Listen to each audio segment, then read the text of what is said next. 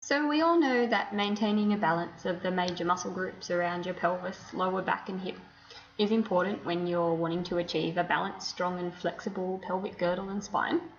And although we all try to do the right thing and stretch where we can, all too often I see the outcome of poor stretch and poor postural technique, which is really silly because you've put the time aside to stretch, so you may as well be getting the most out of it.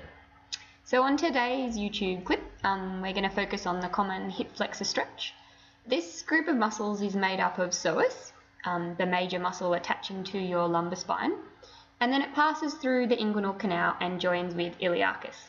And together they form one of the most dominant hip flexor muscles in the front of your thigh. So when stretching this muscle, it's important to look at your posture from two planes.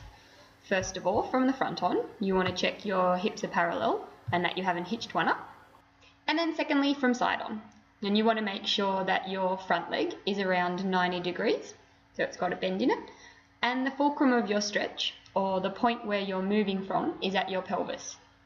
So it's sometimes helpful to think about a skewer running through the side of your hip sockets so that you can tuck your pelvis under to feel the stretch through the front of your knee, and make sure that the tuck under is coming from that skewer at your hips. Common mistakes with this posture are too much extension from your lower back, which looks like this, too much flexion from your upper trunk, which looks like this, or too much of a lunge through your thighs, which will give you a nice groin stretch, but it won't really target your hip flexors. And if you find yourself struggling with some of these positions, it's sometimes helpful to place a finger on the tip of your sternum and one on the top of your pubic bone. And this way you can monitor where your movement's coming from. So you should feel that as you tuck your pelvis under to feel that stretch through the kneeling front thigh.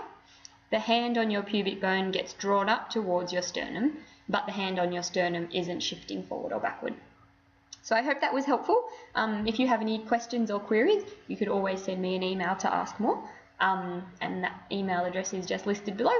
Otherwise, I hope you all have a great day and happy stretching.